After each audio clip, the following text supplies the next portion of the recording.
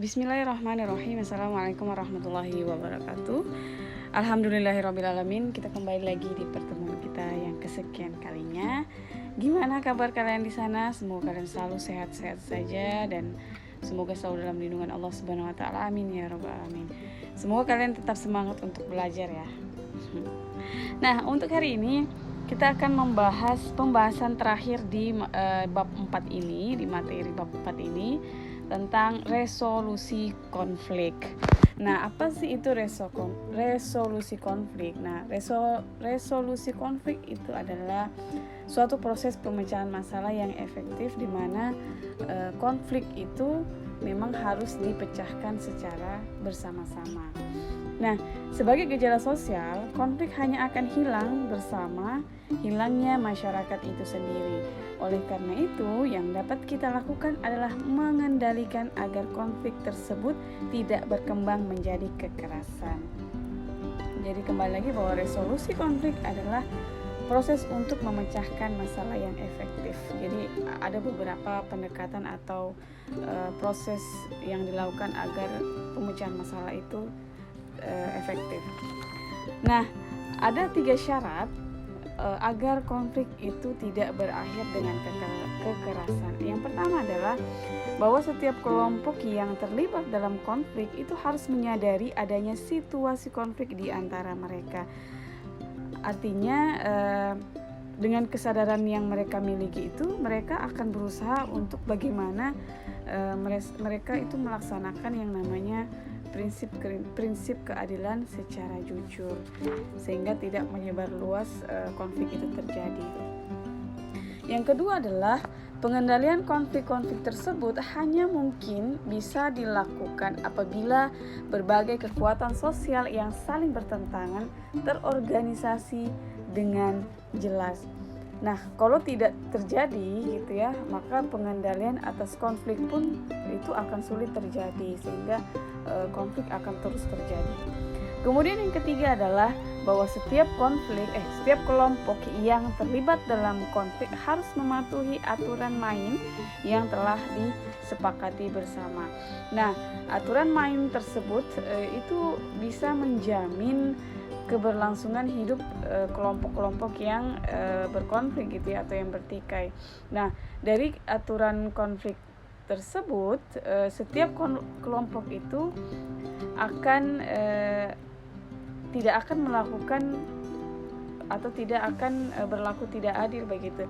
Mereka juga akan meramalkan tindakan-tindakan yang akan diambil oleh kelompok lain, dan mereka akan memantau munculnya pihak ketiga yang akan merugikan kepentingan kedua kelompok. Nah, setelah 3 syarat agar konflik itu tidak terjadi, nah ada beberapa macam bentuk bagaimana mengendalikan konflik sosial itu. Yang pertama adalah konsiliasi. Nah, konsiliasi ini adalah bentuk pengendalian konflik seperti ini dilakukan melalui lembaga-lembaga tertentu yang memungkinkan diskusi dan pengambilan keputusan yang adil di antara pihak-pihak yang bertikai. Nah, contoh dari bentuk pengadilan konflik ini adalah misalnya melalui lembaga perwakilan rakyat. Nah, di mana di berbagai kelompok kepentingan yang bertikai itu kemudian bertemu di dalam lembaga itu untuk menyelesaikan konflik mereka.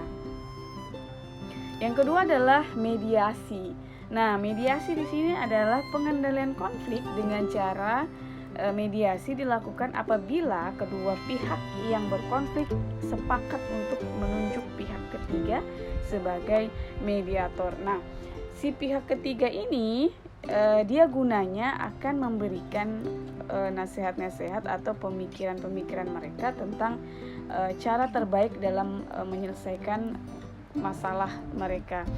Nah, sekalipun pemikiran atau nasihat si pihak ketiga tidak mengikat, maka cara pengendalian ini kadang menghasilkan penyelesaian yang cukup efektif.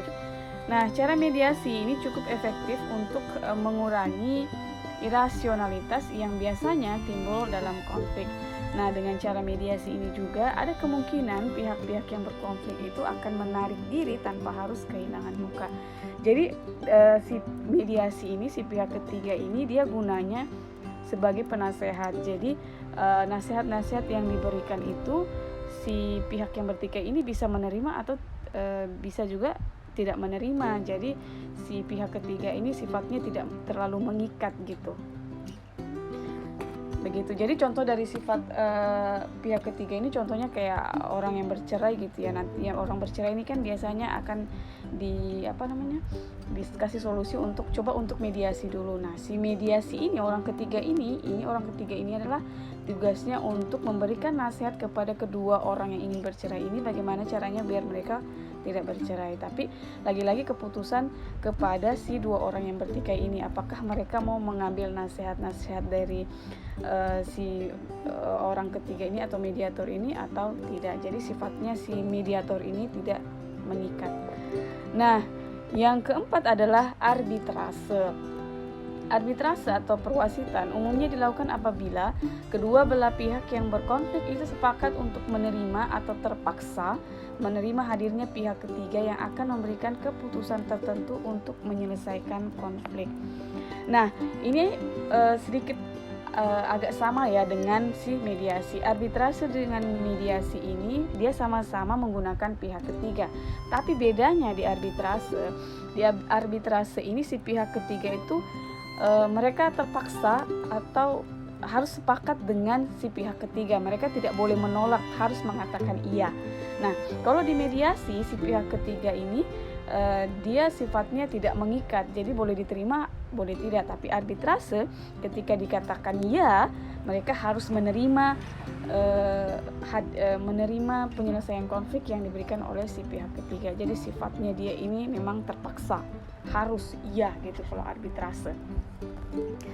Nah, yang keempat adalah transformasi konflik. Nah, transformasi konflik atau konflik transformation itu adalah proses menanggulangi berbagai permasalahan, sumber-sumber dan dampak negatif dari konflik.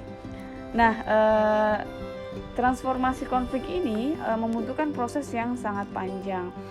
Nah, ini bisa dilihat dari berbagai bentuk intervensi konflik. Nah, intervensi konflik ini adalah masuk ke dalam sistem hubungan yang sedang berlangsung dan melakukan kontak dengan kedua pihak atau beberapa pihak yang berkonflik untuk membantu mereka menyelesaikan konflik. Nah, bentuk dan tingkatan intervensi konflik tersebut ada beberapa. Yang pertama adalah menciptakan perdamaian, kemudian menjaga perdamaian, kemudian mengelola konflik, kemudian membangun pembangunan perdamaian. Nah, ini adalah contoh dari transformasi konflik di mana seorang pasukan perdamaian dari Indonesia sedang memberikan pelajaran tentang belajar yang menyenangkan kepada masyarakat Toban Kulu, Afrika Selatan.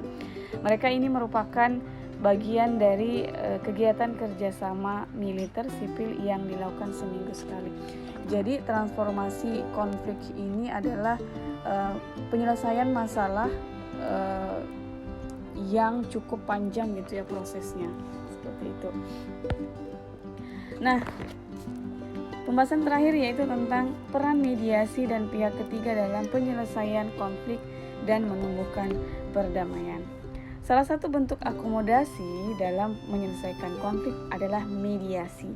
Mediasi merupakan upaya penyelesaian konflik dengan melibatkan pihak ketiga yang netral atau mediator. Nah, apa sih tujuan dari si mediator ini? Itu biasanya membantu si para pihak yang berkonflik untuk mencari solusi yang bisa mereka terima bersama dan melawan ke arah strategi serta tujuan kompetitif menang kalah. Nah, mediator ini biasanya adalah salah satu orang, tetapi bisa juga terdiri dari 2 orang, 3 orang atau dalam jumlah kelompok. Nah, ada beberapa 5 syarat bagaimana orang itu bisa dikatakan sebagai mediator atau dia bisa dikatakan dia bisa menjadi mediator. Yang pertama adalah adil dan bertanggung jawab. Kedua, ya jelas pertama dulu adil dan bertanggung jawab. Jelas bahwa ketika kita menjadi seorang mediator ya kita harus adil, tidak berat sebelah, netral gitu. Kemudian kita juga harus bertanggung jawab atas pekerjaan kita, maksudnya kita harus profesional. Yang kedua adalah mampu bekerja sama dalam menyelesaikan konflik. Jelas ya, harus bersama-sama dengan si pihak pertama dan kedua ini untuk punya tujuan untuk menyelesaikan masalah. Yang ketiga adalah memiliki sikap untuk menghormati dan mengerti dari berbagai perbedaan pendapat. Ini sama juga dengan di adil ini, maksudnya kita kan si mediator ini kan sifatnya dia netral ya, jadi dia harus mendengarkan dari kedua belah pihak walaupun mereka berbeda pendapat ya harus tetap kita terima gitu, kita menghormati perbedaan pendapat. Kemudian yang keempat adalah memiliki keinginan untuk berbagi dan ikut merasakan. Kelima, memfokuskan diri pada persoalan bukan kesalahan. Jadi kita tidak mencari-cari kesalahan si pihak ke satu dan pihak kedua, tapi kita lihat dari persoalan itu, kemudian kita cari solusinya, bukan menyalahkan salah satu pihak. Oke, nah kembali lagi ya tentang mediator atau mediasi. Jadi kembali bahwa si mediasi ini adalah bentuk penyelesaian konflik, salah satu bentuk penyelesaian konflik di mana dia menggunakan pihak ketiga. Pihak ketiga di sini disebut dengan si mediator, di mana mediator ini harus netral. Tapi si mediator ini juga tidak memiliki keputusan yang bisa diterima secara paksa atau tidak. Jadi si mediator ini memberikan nasihat itu bisa diterima atau tidak, tergantung lah dari si pihak yang diberikan mediasi, seperti itu ya.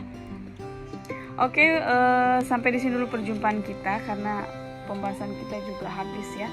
Jadi insyaallah minggu depan kita akan ulangan harian untuk di bab 4. Terima kasih atas waktunya. Semangat terus untuk belajar karena kesuksesan itu tergantung dari diri kita masing-masing. Kalau kita mau sukses ya kita harus belajar. Dan bahagiakan orang-orang sekitar Anda, terutama adalah orang tua Anda. Terima kasih. Wassalamualaikum warahmatullahi wabarakatuh.